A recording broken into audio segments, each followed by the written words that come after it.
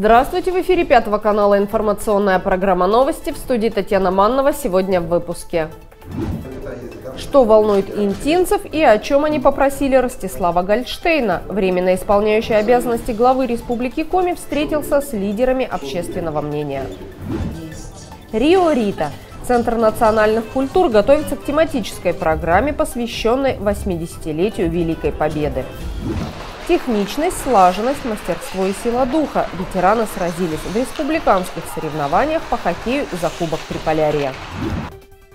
Ростислав Гольдштейн предложил создать в Инте муниципальное дорожное предприятие. Это позволит в ближайшей перспективе решить одну из самых острых проблем, прозвучавших на встрече временно исполняющего обязанности главы республики с лидерами общественности Инты и во время прямой линии с жителями Коми, прошедшей 21 апреля. Руководитель региона предложил администрации Приполярья создать свое дорожное предприятие, чтобы не зависеть от недобросовестных подрядных организаций. Правительство Коми готово выкупить асфальтобетонный завод и помочь в обеспечении специализированной техникой, но уже не в этом году. Дороги в Инте. Да, сейчас были 2 года подряд. Пытались найти подрядчика. Ну, им же хорошие, конечно, предприниматели, ребята. Да, а мы будем работать на интересных объектах, да, финансово. А на трудных не очень хотят. Не хотят, ну что ж, принято решение, да, сейчас сделаем перебазировку асфальтового завода, сделаем перебазировку техники в город Инту, да, и начнем работать. Но опять же, да, как начнем работать? Мы в этом году не сможем зайти туда. Потому что если даже сегодня мы начнем эти процедуры, во-первых, контрактация, подвоз инертных материалов, которых на месте нет. Да? Опять зима настала. У нас, к сожалению, лето короткое, да, и, судя по весне, да, будет снежное еще. Сегодня снег был. Да. Поэтому подготовка порой занимает достаточно много времени. Это, конечно, наши проблемы. Проблемы правительства Республики Коми, да, честно должны об этом говорить и не давать надежд, что да, вот сейчас все будет счастье. Да, осталось только принять решение, выйти на прямую линию, да, и все заколосилось, дороги построились. Да. Не бывает так. Это очень тяжелый, длинный труд, да, огромного количества людей. Во время визита в Инту Ростислав Гольдштейн встретился с активистами и лидерами общественного мнения Приполярья. Интинцы смогли рассказать временно исполняющему обязанности главы Республики Коми обо всем, что их беспокоит в городе, и задать руководителю региона интересующие вопросы. В Инте катастрофически не хватает врачей. Центральная районная больница укомплектована персоналом лишь на 60%. Медики вынуждены работать практически без выходных, нагрузка огромная.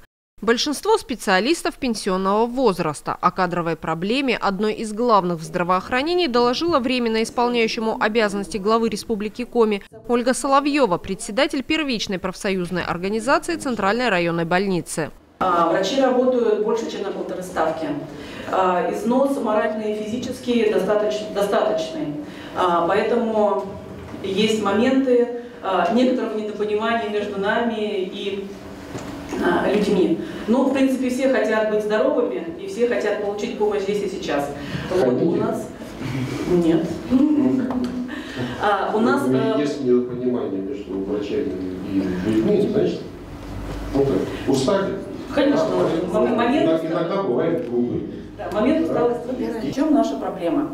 Проблема в том, что мы находимся далеко. А вы уверены, что вот ваши коллеги хотят того же самого? Сейчас у них 1,75, да, ставки? Да, они достаточно хорошо зарабатывают. Да, хорошие заработные платы сейчас укомплектуем полностью, да? И средняя заработная плата должна по нормативу, быть. Да, пойдет, да, и не могут они на самом деле 1,75 работать, да, сейчас могут работать 1,05. Да, правда? К 30 году план Вы в электронной информационной системе присутствуете? Да. Присутствуете, да? Значит, уже, наверное, вопросы начинают задавать. Да? Почему так, а не иначе? Проблема с медицинским персоналом не только в Инте, да, и не только там, в Воркуте, хотя в Воркуте уже нет проблем. Молодой главврач ждет просто из-под себя. Просто молодчинка. У него даже уже поехали пакистанцы и сирийцы работать. Реально. Главное, чтобы прижились там на севере. Приживаются. Молодые зав. Отделениями, глаза горят, делают ремонт, двигаются, да, в тех бюджетах, которые есть. Вот. Знаете, проблемы здравоохранения, они всегда яркие, потому что человек приходит со своей бедой, болезнью, ему не так страшно, да, еще когда уставший врач что-нибудь не то скажет, да, там понимает, вот, и совсем тяжело становится. Да. Наверное, у каждого из вас здесь сидящих есть знакомый доктор. Понимаете, у кого есть знакомый доктор, к которому постоянно обращаетесь? Да? Есть такое. А обращаетесь от чего? Что он хороший доктор? Да? Хороший доктор. А у вас медицинское образование? Вот, у тех, кто поднял руки. Ну, то есть, вы понимаете, да, вот хорошо лечит у вас или плохо? Нет. Да? Может, вы оцениваете отношение к себе? Вот, поверил пациент, да, врачу или нет? Он хорошо отнесся к тебе или плохо? Это сегодня очень важный момент. Да? Опять же, человекоцентричность. Да? Чтобы нужно полюбить человека, нужно полюбить своего пациента. Второе – это та обстановка, в которой работают. Да? Все-таки палаты должны быть отремонтированы, стоять новые койки, хорошее белье и достаточный набор оборудования для осуществления тех манипуляций, которые есть, которые нужно осуществлять. Вот, если кто-то мне скажет, что в ИНТе нужно делать там, сверхсложные операции какие-то, вот, я первый буду скажу, не надо просто, знаете, для любого врача, для любого ординатора очень важен, опять, извините за грубость, да, но это так называется поток. Да? Когда у него много пациентов по одному и тому же профилю, он нарабатывает практику, да, опыт появляется, да, и делает. В ИНТе что нужно сделать? В ИНТе нужно все равно привлекать кадры, потому что средний возраст наших врачей это 60+. То есть если они в один момент нам скажут, мы будем отдыхать, у нас будет дефицит кадров еще больше. На сегодняшний день здравоохранение вообще привлекает за счет... А средняя заработная плата какая? Ну так, на руки. На руки? Ну, например, ангиолог. Сколько получает? Рентгенолог? Ангиолог. Нет, у нас таких нет. Нет. Нет. Ангиохирургов у нас нету, у нас есть... Реаниматолог. Реаниматолог в среднем, работая на 2 ставки... Откуда он может 2 ставки работать? А? Вот оттуда. Дефицит кадров. Не, ну как? По 20 часов в сутки? 24 часа. Сутки через сутки. Они живут на работе практически. И молодые, сколько примерно 120. Да не может. Не может. Молодые доктора, у которых нет категории, не так, может так быть. и зарабатывают. Сколько реаниматологов? Реаниматологов на сегодняшний день 7. 7? Да. И по 120 тысяч? Я хотел бы посмотреть все-таки квиток. На ставку может быть 120? У меня нет, у меня нет доступа к их квиточкам. А программу госгарантии выполняете? Да. То есть 100%, да, загружаете? Да. А койка тоже работает на 100%? Да. Да. И У нас 9 реанимационных коек, они все практически загружены. То есть может Нет, я в целом по больнице. По больнице госгарантия за 2024 год у нас выполнена на 92%. Ну, За счет, я скажу, за счет чего мы недовыполняем план. Слушайте, неплохо, но при этом, извините, пожалуйста. У нас подушевой норматив. Подушевка. Да, мы не Тогда тем более. Проблема. В чем? Проблема в том, что прикрепленное население, за которое мы получаем денежные средства, часть его не проживает у нас. То есть те объемы по ПГГ, которые нам закладываются по прикрепленному населению, мы не можем этому населению, части населения оказать, потому что их нет в городе физически. Теперь понятно. Это касается диспансеризации и профосмотров. Это основная такая профилактическая работа, за которую мы можем зарабатывать деньги и оказать помощь реальную людям. Ну вот это у нас в этом у нас... Дмитрий Федорович, с Ириной Александровной, давайте соберемся по больничку. Еще раз пройдемся. Мы тут даже у подошвиков это такая проблема. Я к чему? Что мы привлекаем врачей. У нас есть даже программа по привлечению сюда к нам врачей. Земский доктор, да? Земский доктор, да, но они здесь получают 1 000 000. Они получают 1 000 000, потому что мы город до 50 тысяч населения. Слушайте, не знаю, вот, по моему опыту, земский доктор не работал. Потому что у нас было 2 миллиона, да, вот на предыдущей работе доплатили земский доктор, а соседи платили от 5 до 7. Дмитрий Федорович, напомни, Дим, ушел? Дим, напомни, пожалуйста, Вася Орлов сколько за земского доктора давал? 5, да? От 5 до 7 миллионов. Да, и Приморье также давало. Они от 7 до 9. Да, от 7 до 9 миллионов. Не поехали. Я точно знаю, если мы, что касается кадров, не выучим своих, да, вот здесь интинцы, да, чтобы они вернулись домой, да, и лечили, да, своих знакомых, друзей, родителей, да, там, бабушек, дедушек, ничего не будет. Мы всегда в конкуренции за покупкой кадров будем проигрывать. Мы будем проигрывать более, так скажем, богатым субъектам. Ну, Москва чуть побогаче, да, не чуть, а значительно, да, Санкт-Петербург. Мы даже проигрываем Республике Коми. Поэтому давайте смотреть механизм, да, как это правильно делать, вот, как составлять. Опять же, были бы ответы, рецепты, да. Знаю проблему, знаю, как ее решить, да, Тимура, адаптируем контент. Не бывает, давайте вместе сядем, подумаем, что сделать. Ну, как правильно сделать. Наш опыт говорит о том, что мы опрашиваем людей, студентов, которые получают от нас направление, которые уезжают, получают в очень хороших вузах образование, они делают все, чтобы не вернуться обратно. Даже контрактники, за которых мы платим, они потом идут на то, чтобы откупиться. Да. Ну, вот знаете, вот, хочу привести случаев. хороший пример в городе Воркута. Ну, та же самая история, поехали учиться, да, и никто не вернулся. Да, и горных инженеров нет, да, и работников, и все прочее. Отремонтировали детские сады. Сделали уже с детского сада профориентированные. Игрушки, связанные с добычей угля, транспортеры, роботы и все прочее. Не знаю, да, наверное, до курортного периода, да, пока ребенок не вошел работать над тем, да, что, знаете, чтобы остался здесь, ну, это бессмысленно, потому что пока курорта нет, да, они и так, вот где моя мама, да, где мой папа. Это потом начинают переосмысливать, да, и включается история, когда Марк Твен сказал, только когда мне исполнилось 40, я вдруг увидел, что мой старик значительно поумнел. Да? Так это, по-моему, звучало. Вот. Но история создания специальных классов, наверное, точно может. Да?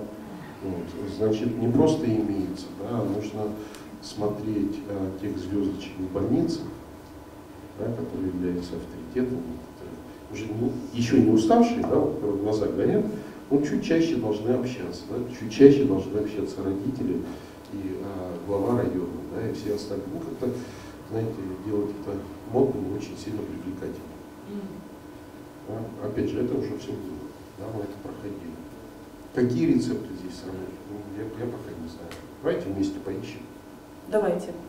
Реконструкторы 28-й Невельской дивизии рассказали Ростиславу Гольштейну о деятельности своего военно-исторического клуба и обратились с просьбой о выделении денежных средств на покупку макетов оружия и военной формы. На базе ДСАФа у нас существует и работает экспозиция. Экспозиция, посвященная Великой Отечественной войне. Собрано очень много интересных экспонатов, которых я даже уверена, что вы не видели. Наши жители могут их, мало того, что потрогать, померить. А Невельская дивизия откуда пришла? Она комплектовалась в Котласе. Очень много, примерно 60-70%. Невельская. Под Невелем отличилась. Она поэтому получила, да, 88-й стрелковый. Это не адмирал Невельской. Не от этого. Мы, хотелось бы сказать, что мы в Коми такого формата единственный клуб Единственный, правда. Есть подобные. Подобных много. Молодец, да,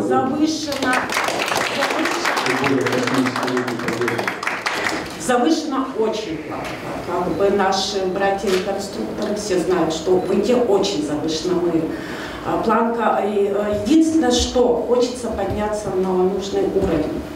Но не хватает сейчас средств. 80-летие, да, цены очень поднялись. Могу озвучить, конечно, да. Вот на данный момент на мне форма 35-45 тысяч. Это только галифе и гимнастерка, не считая сапог, все остальное. Вот это только форма. Потому что форма оригинальная. Бутик нет. Чтобы купить макет винтовки Мосина, карабин Мосина стоит 150 тысяч. Знаменитый ППШ также стоит дешевле. Наган стоит примерно около 100 тысяч уже. Поэтому хочется подняться на нужный уровень. Понравилась нашим интимцам наша экспозиция. У нас проходит каждый раз. Денег? Денег. Около миллионов. Благое дело нужно помогать в таких вещах, потому что тот, кто кого память отказала, да, они становятся вот такими неофашистами, да, как сейчас боремся на Украине. Я та самая молодежь, которая здесь родилась, выросла, уехала, отучилась и вернулась обратно. Ну, так молодец. Никуда уезжать не хочу, потому что Инта лучшее место на земле. Но от всей той молодежи, которая хочет сюда вернуться, еще и хочу подметить, что очень часто действительно слышу, что здесь нечего делать. Мне это нечего, некогда делать даже. И от всей той молодежи, которая хочет вернуться, не хватает, да, и с каждым вопросом и с каждой проблемой я полностью согласна. И дороги, и медицинское обслуживание, не хватает медперсонала в больнице, не хватает того.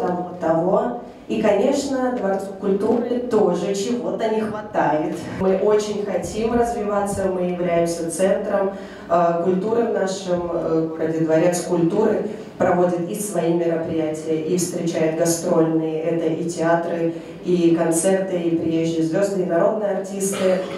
Тоже у нас масса мероприятий на различном уровне, и открытых городских конкурсов, и тому подобное.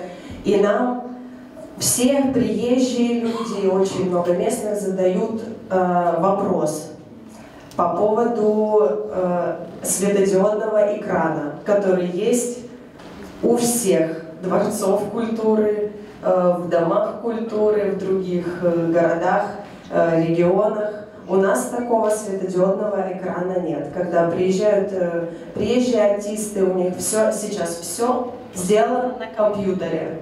И они хотят видеть красивую картинку, а не то, что видят у нас что-то блеклое с проектора, показывающее в большом зале. Временно исполняющий обязанности главы Республики Коми поручил специалистам проработать вопрос приобретения светодиодного экрана для Дворца культуры и техники Инты. Если не в этом, то в следующем году. Сотрудники Центра национальных культур, автошколы ДСАФ России, реконструкторы военно-исторического клуба «28-я Невельская дивизия» готовятся к тематической программе, посвященной 80-летию Великой Победы. 4 мая в 13 часов возле ЦНК развернется интерактивная выставка, где будут представлены несколько видов разного оружия, снаряжения и предметы быта солдат. Неповторимую атмосферу далекого СССР с танцами под известные советские, русские народные и коми-песни создадут представители национально-культурных обществ на площадке под названием «Рио-Рита». В Центре национальных культур идет активная подготовка ко Дню Победы. Сотрудники учреждения разрабатывают многочисленные сценарии и неустанно репетируют. Практически каждый день здесь звучит музыка.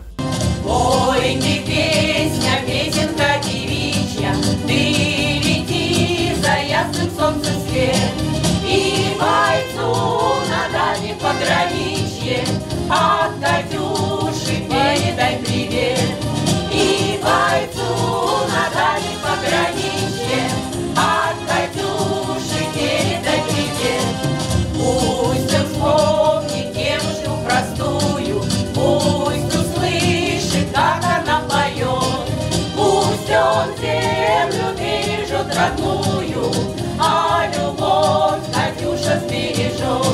До праздника Великой Победы остаются считанные дни. Центр национальных культур запланировал проведение нескольких общегородских мероприятий. Одно из них – давно полюбившаяся интинцам концертная программа «Рио Рита». Мы начали проводить эту программу с 2022 года. Эта программа очень полюбилась нашим интинцам. В этом году мы привлекаем к нам на Рио Риту 28-ю Невельскую дивизию, автошколу ДСАФ, юноармейцев. То есть на нашей площадке будет развернута экспозиция тех времен. Также ребята смогут пособирать автомат Калашникова, пофотографироваться на машине «Урал». Будут участвовать все наши творческие коллективы Центра национальных культур, творческий коллектив Дома культуры «Юсть-Тудор», «Лебедушки». Концертная программа будет очень насыщенная, большая. Мы, конечно, очень надеемся, что на улице будет тепло. Мы сможем все надеть военные формы, платья тех времен можем одеть. Мы очень бы хотели, чтобы наши горожане танцевали под наши песни, вальс танцевали. Ну и что вообще у всех было хорошее, отличное настроение. И поздравляем всех с наступающим 9 мая, с праздником Победы. Ничего, что немцы в Польше, но сильна страна. Через месяц и не больше кончится война. Рио Рита, вертится фокстрот на площадке танцевальной 41-й год. На площадке танцевальной 41-й год. Творческий коллектив включил в программу много популярных советских песен. Репертуар получился достаточно разнообразный. Сколько, милый, о любви ты мне рассказывал, свои чувства задушевные показывал. Приходил ко мне с весенними тюльпанами, оказались все слова твои обманными.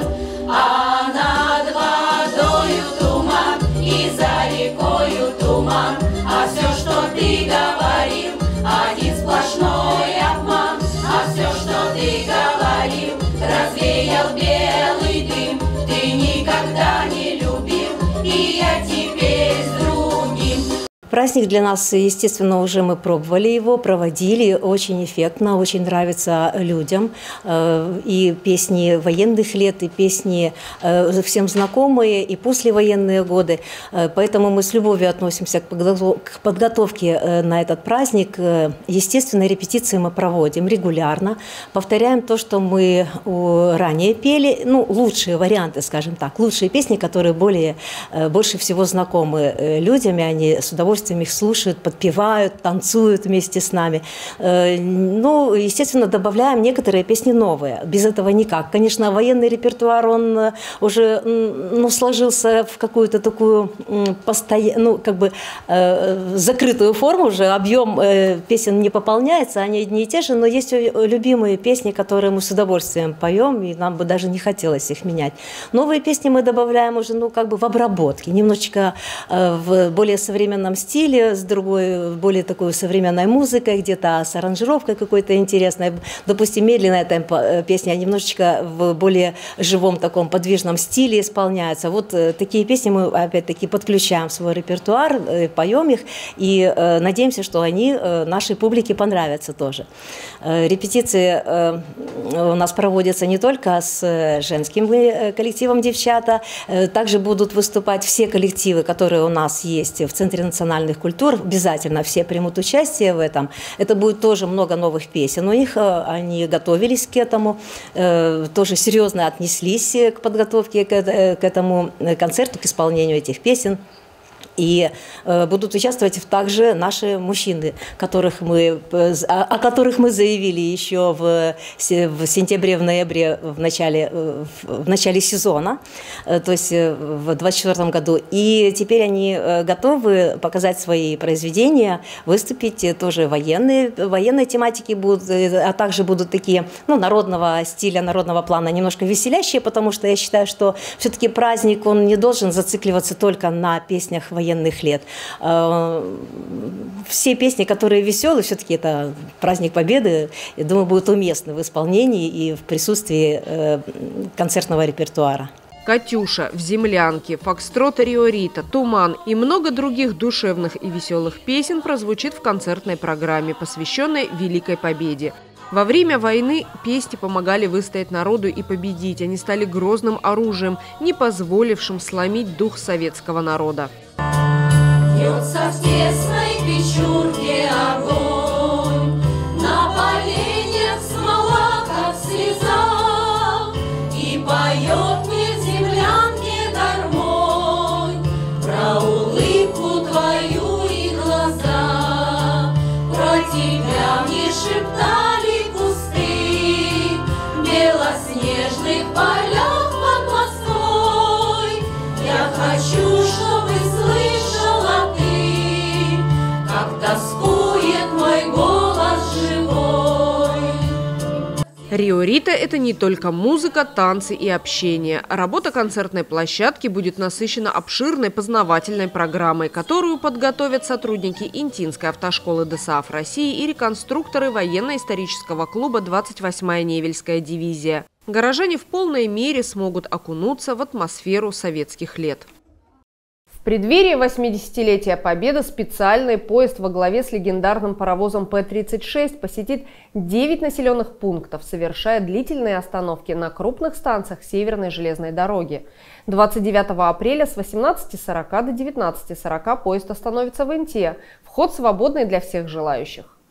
Участниками железнодорожного рейса станут боевые единицы из музея группы компании ОЛК. Советский танк Т-34, гаубица Д-1 образца 1943 года, а также именитая машина реактивной артиллерии «Катюша». Насыщенная программа праздничного тура «Поезд Победы» неизменно включает в себя проведение концертов, в рамках которых прямо на перронах творческие коллективы исполнят танцевальные и вокальные номера, а все без исключения зрители смогут сфотографироваться на память с военной техникой и побывать в кабине красочного паровоза. В рамках национального проекта развития физической культуры и спорта в Инте прошли республиканские соревнования по хоккею «Кубок Приполярья» в зачет спартакиады «Старшее поколение».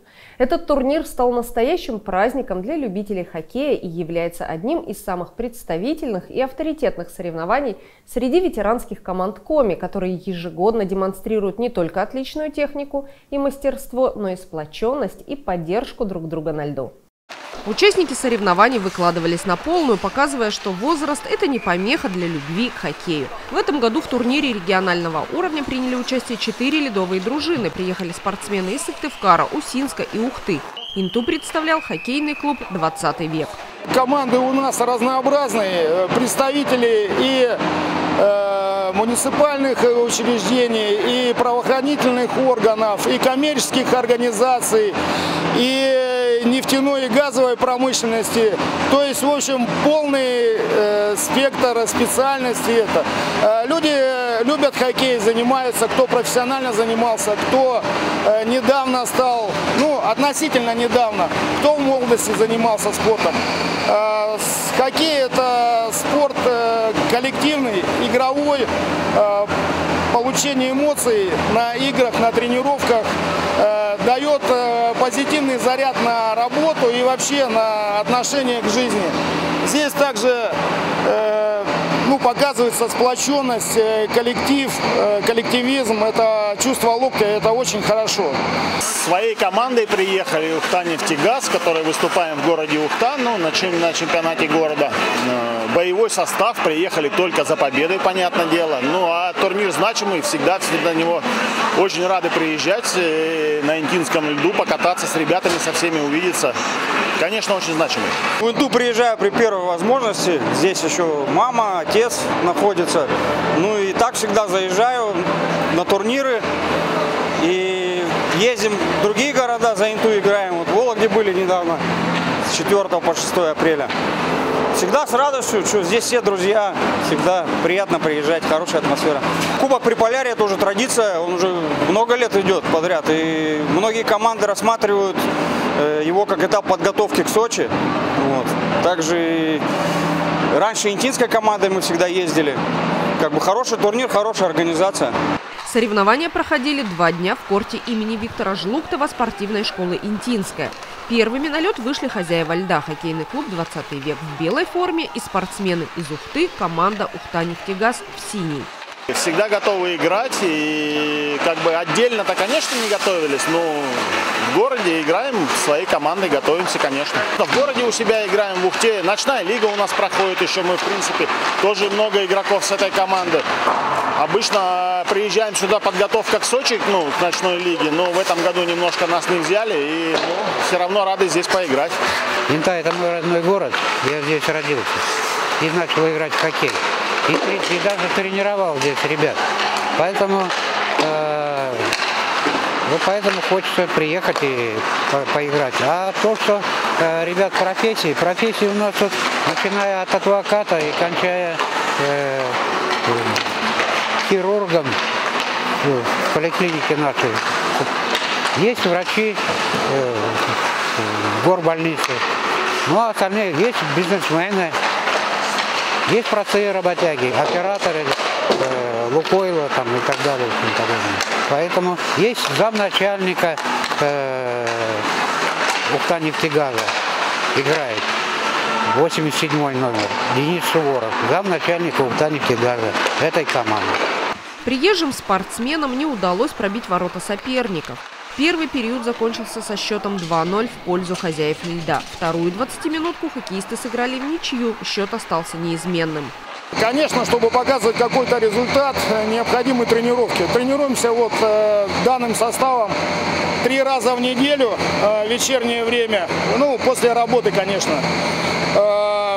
Турнир этот у нас заключительный в сезоне, поэтому он накладывает определенный отпечаток, то есть как вообще команда прошла сезон, как она готова, как она тренировалась.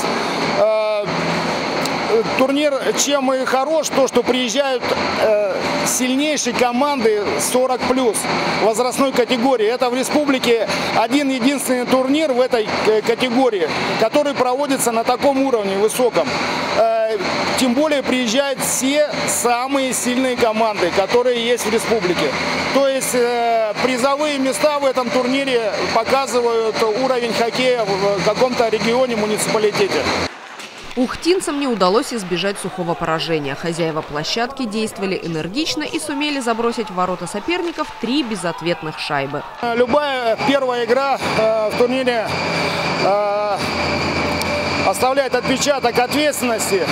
Как говорится, начнешь, так и турнир и пройдет. Но первая игра с командой Ухтой – это традиционный наш сильный соперник. Настраивались, конечно, на победу.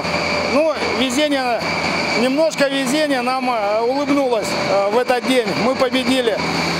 Команда Ухты, конечно, с поезда приехала. Тоже им отдать должное. Но, думаю, вкатятся и покажут хороший хоккей. Хотя сегодня у нас отличился Ваня Козлов, вратарь. Просто сыграл великолепно. Ну и, конечно, у нас оборона. Забили, нападение-то тоже, конечно, отличилось, но главное, мы на 0 сыграли, это показатель большой. Турнир скоротечный, следующая игра у нас уже вечером сегодня. Тоже команда Гера, она играет на ночную лигу, состав сыгранный. Придется тоже приложить усилия. Надеемся, стартовали мы хорошо в этом турнире. Думаю, продолжим и надеемся на призовое место.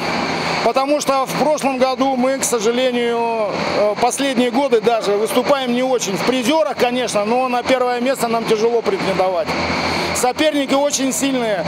В этом году и Сыктывкар приехал 3 пятерками, полным составом, которым играет на 40+ на ночную лигу. Очень серьезная команда. И хорошо то, что мы так стартовали с 2 очков.